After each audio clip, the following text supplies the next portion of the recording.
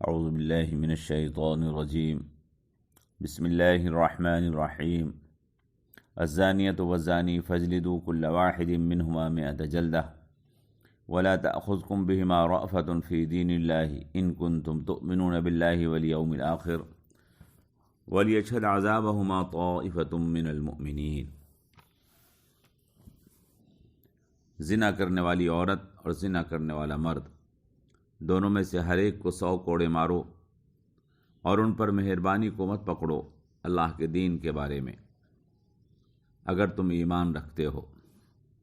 اور ضروری ہے کہ ان کو سزا دیتے وقت ایمان والوں کی ایک جماعت وہاں موجود رہے۔ محترم حضرات، یہ اس سلسلے کا آخری درس ہے۔ اس سے قبل پہلے 2 درس ہم نے زنا کی سزا کے سلسلے میں آپ کے سامنے پیش کیے، اور اس میں مذاہب اور مختلف تہذیبوں میں ان کے نظریات اور ان کی سزاؤں کے فرق کا تذکرہ کیا، اور اس میں بتایا کہ مغرب میں اس گھناؤنے اور قابل نفرت عمل سے نفرت کی کمی، اور شریعت اسلامی میں اس کی نفرت اور سزا کی سختی موجود ہے۔ ہم نے تفصیل سے بتایا تھا کہ اسلام نے اس ناپاک اور گندے اور معاشرے کو برباد کرنے والے فعل پر روک لگانے اور مسلمانوں کو اس گناہ سے پاک رکھنے کے لیے کیا کیا تدابیر اختیار کی ہیں۔ ہم نے عرض کیا تھا کہ پردے کا حکم، لوگوں کے نفس کی اصلاح، صبر کی بار بار تلقین، آخرت کی سزا کا خوف دلانا، نکاح کو آسان بنانے کے طریقے، ایک سے زائد نکاح کی بوقت ضرورت اجازت، بلوغ کے بعد جلد نکاح کرنے کا حکم وغیرہ کئی ایسی تدابیر اسلام نے اختیار کی ہیں جن کے ذریعے معاشرے کو زنا سے پاک رکھا جا سکے اور زنا سے پاک معاشرہ بنانے کے لیے ماحول کو مستحکم کیا جا سکے۔ ہم نے عرض کیا تھا کہ اسلام نے زنا کی سزا اگرچہ سخت رکھی ہے، مگر زناکار کی عزت اور اس کے مفادات کا مکمل تحفظ بھی کیا ہے، جس کے لیے شرعی قوانین اور حد کے سلسلے کی شرائط کا ہم نے آپ کے سامنے ذکر کیا تھا، جو حد جاری کرنے سے پہلے لازمی اور ضروری قرار دی گئی ہیں، جن سے کسی بے گناہ پر سزا کا نفاذ روکا جا سکے۔ فقہائے کرام نے اس امر میں اختلاف کیا ہے کہ اگر کسی شخص پر زنا کا الزام لگایا گیا اور 4 گواہ پیش نہ کیے جا سکے، یا ان کی گواہی شرعی ضابطوں کے مطابق نہ دی جا سکی، تو گواہوں پر حد قذف یعنی 80 کوڑوں کی سزا لگے گی یا نہیں۔ وہ گواہ جنہوں نے تہمت لگانے والے کے حق میں گواہی دی ہے اور گواہی کو شرعی طور پر پورا نہ کر سکے، وہ جھوٹا الزام لگانے کی سزا کے مستحق ہوں گے یا نہیں۔ فقہا کے درمیان اس سلسلے میں اختلاف ہے، کیونکہ کسی پر زنا کا الزام اور تہمت لگانا اور بات ہے اور اس کی گواہی دینا دوسری بات ہے۔ بہرحال اگر عدالت میں گواہ کی حیثیت سے وہ آئے ہیں تو ان پر حد نہیں لگے گی، اور اگر مدعی کی حیثیت سے آئے ہیں تو ان پر حد قذف یعنی 80 کوڑے سزا میں مارے جائیں گے۔ یہی بات مناسب ہے جس میں گواہوں کے حقوق کا تحفظ بھی ہے۔ حالانکہ حضرت عمر وغیرہ کے بعض فیصلوں سے یہ استدلال کیا جاتا ہے کہ انہوں نے زنا کی تہمت لگانے والوں اور زنا کی تہمت لگانے والے کے حق میں گواہی دینے والوں پر حد قذف لگائی تھی۔ بہرحال اس کی توجیہ کی جا سکتی ہے۔ یہاں ایک اور مسئلہ اچھی طرح سے سمجھ لینا چاہیے۔ زنا کی سزا رجم، یعنی شادی شدہ مرد یا شادی شدہ عورت نے زنا کیا تو اس کی سزا رجم احادیث متواترہ سے ثابت ہے۔ اگر اس کو کسی پر نافذ کیا جائے تو جس کو سزا دی گئی ہے اس کے ساتھ پورا معاملہ مسلمانوں کی طرح سے کیا جاتا ہے، یعنی جس کو سزا دے دی گئی اور اس کو رجم کر دیا گیا تو اس کا غسل، اس کا کفن دفن سب مسلمانوں کی طرح سے ہوگا۔ نماز جنازہ بھی پڑھی جائے گی،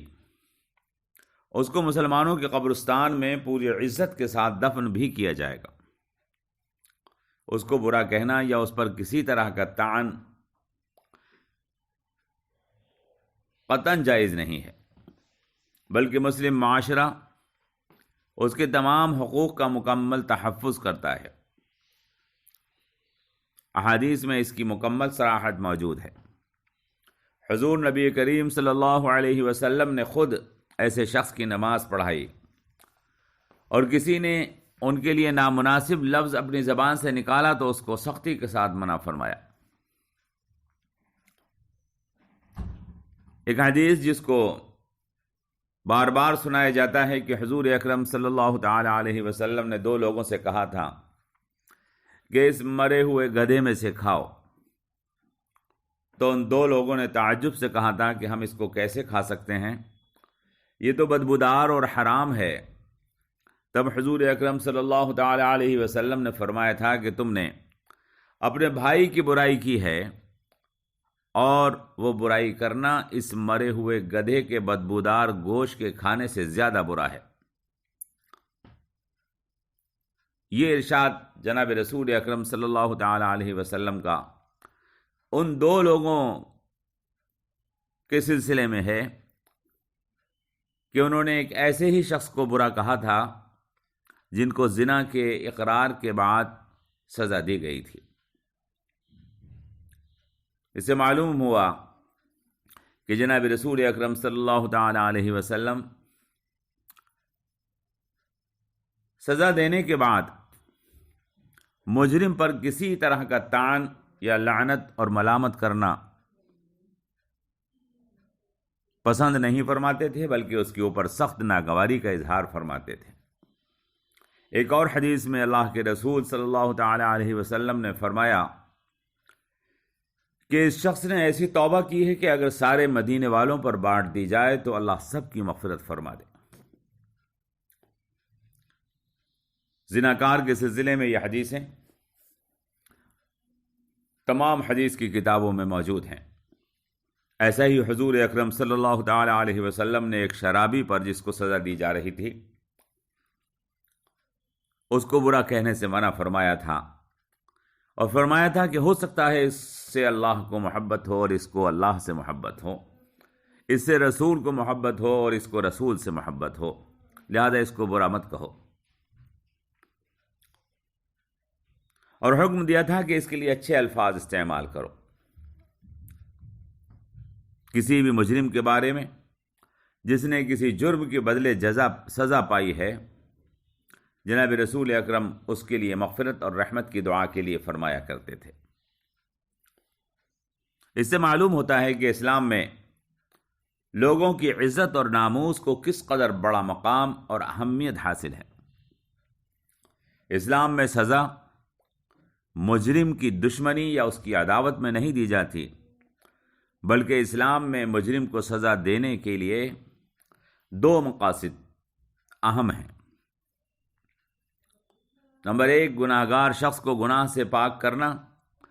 اور اس پر گناہ کی وجہ سے پڑی گندگی سے اس کو صاف کرنا۔ لہذا سزا پانے کے بعد وہ گندا یا ناپاک نہیں رہتا، بلکہ اپنے جرم کی سزا پانے کے بعد خدا کے غصے اور ناراضگی سے محفوظ ہو جاتا ہے، اور وہ آخرت کے عذاب سے بھی محفوظ ہو جاتا ہے۔ لہذا اسلام کے ماحول میں مجرموں کو ان کے سزا پانے کے بعد مطعون یا ملعون کرنا، یا ان کو مبغوض قرار دینا یا قابل نفرت قرار دیا جانا قطعاً غلط ہے۔ ان کے ورثاء کو پریشان کرنے کے لیے نشانہ بھی نہیں بنایا جائے گا، بلکہ ان کے اور ان کے اہل خانہ کی عزت اور حقوق کا پورا احترام کیا جائے گا۔ اسلام میں ایسا معاملہ نہیں ہے جیسا کہ ہمارے جمہوری ملک میں، جس کو عوامی حکومت کا تاج پہنایا جاتا ہے اور کہا جاتا ہے کہ یہ عواموں کی حکومت ہے۔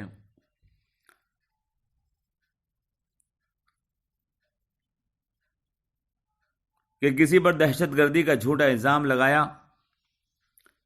تو اس کے بچوں تک کو پریشان کیا جاتا ہے، اس کے عزت اور ناموس سے کھلواڑ کیا جاتا ہے، اس کے پورے خاندان بلکہ ہر اس شخص سے شہری حقوق کو عملاً سلب کر لیا جاتا ہے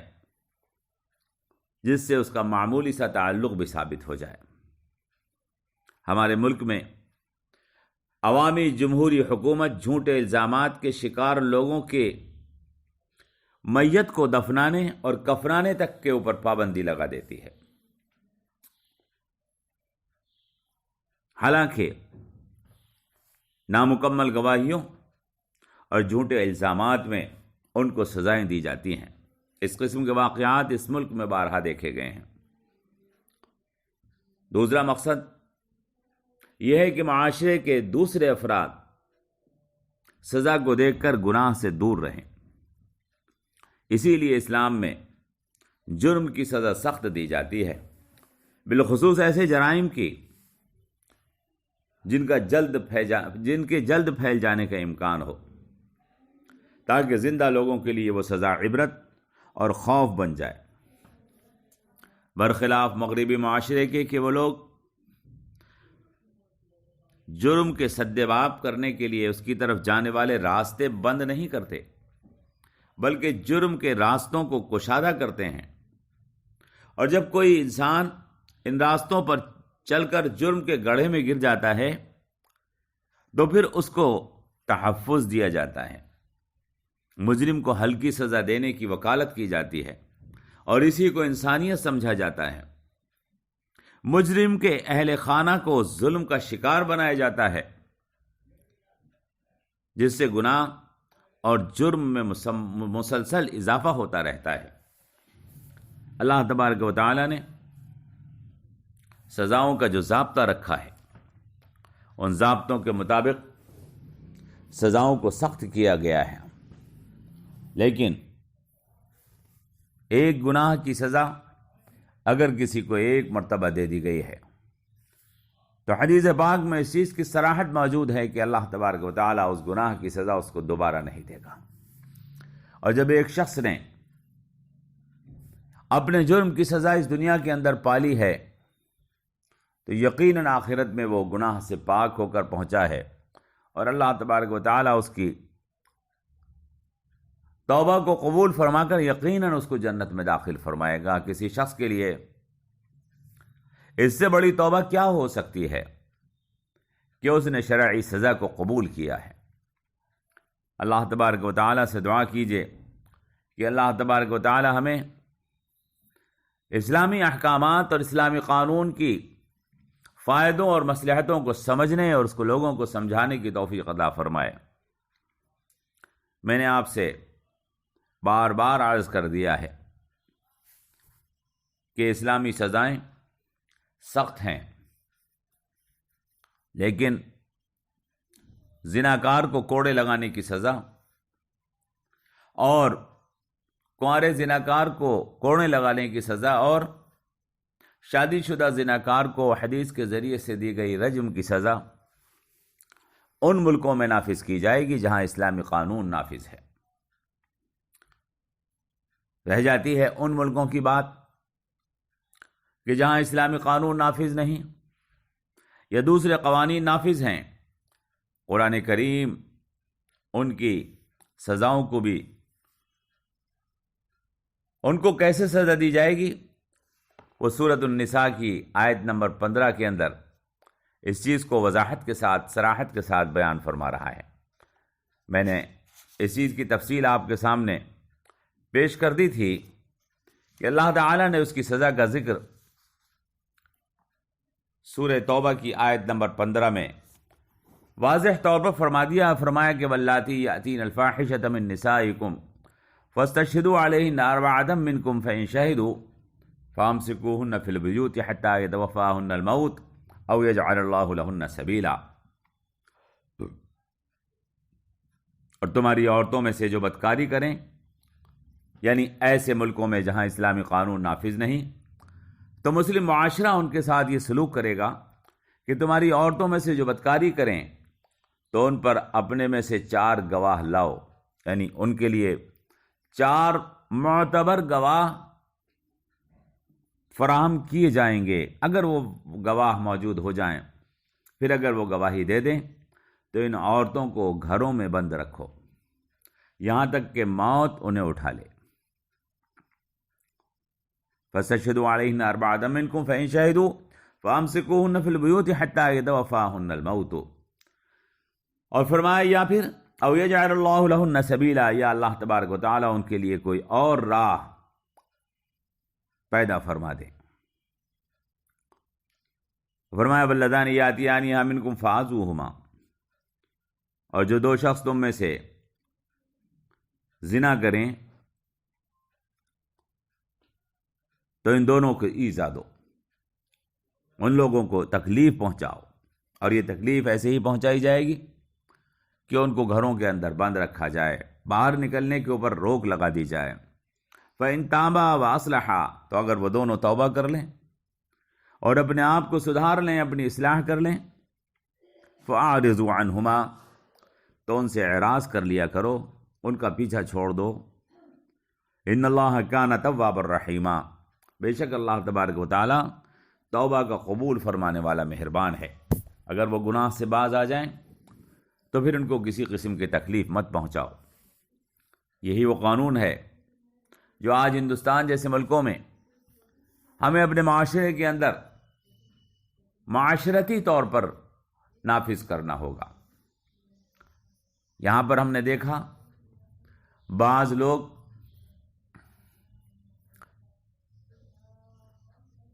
غیر قانونی طریقے کے ساتھ، اس قسم کے لوگوں کے ساتھ سازشی انداز میں یا غصے کا شکار ہو کر